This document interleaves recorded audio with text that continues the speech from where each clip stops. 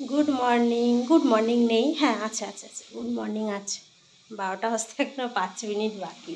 তো good morning friends, আশা করি তোমরা সবাই ভালো আছে, আমিও ভালো আছি। বিন্দাস একটা সকাল। তো সকালে উঠে ঘর দুয়ার ঝাঁট পোছা করে গোপালকে তুলে বরকে রুটি তড়কা বানিয়ে দিয়েছিলাম। রুটি তড়কা খেয়ে বর বেরিয়ে গেছে। ছোটো মেয়েকে স্নান করিয়ে একটু পরিয়ে তারপরে কি করলাম, ভাত টাত খাইয়ে আমি নিজে একটুখানি পাস্তা করেছিলাম কালকে, সেটা ছিল, সেটা গরম করে খেয়ে ওকে ভাত খাওয়াতে খাওয়াতে রেডি হয়ে মেয়ের স্কুলে গেলাম। মেয়ের স্কুলে অনেকটা টাইম কাটিয়ে এসেছি, কারণ ওখানে বেশ কিছু কাজ ছিল আমার। তো সেই কাজগুলো কমপ্লিট করে একটু বাজার নিয়ে এসেছি হালকা ফুলকা।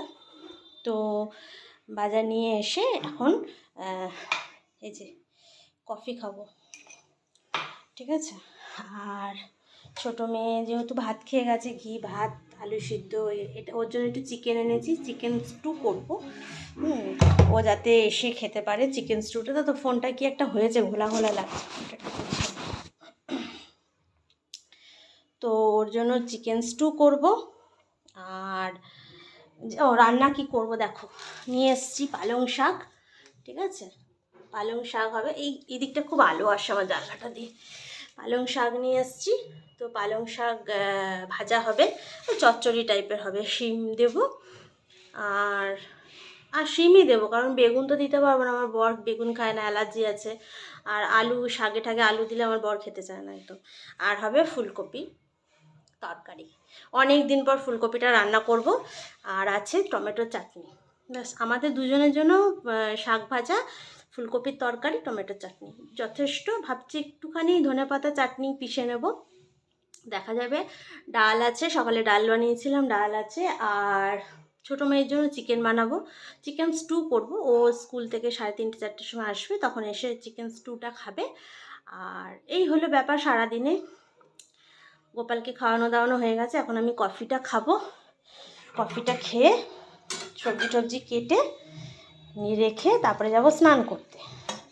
স্নান করে এসে পুজো টুজো করে তারপরে রান্না করবো, কারণ 2:30 পৌনে 3টের আগে আমাদের দুপুরে দুজনের খাওয়া হয় না। আর একা একা তো, বড় মেয়েটা যেহেতু চলে গেছে, একা একা খেতে ইচ্ছা করে না। আমার অভ্যাস নেই, যেহেতু মানে বিয়ের পর থেকে জয়েন্ট ফ্যামিলিতে থেকে এমন অভ্যাস হয়ে গেছে না, যে একা একা আমার একদম খেতে ইচ্ছা করে না, সে যত বেলাই হোক না কেন।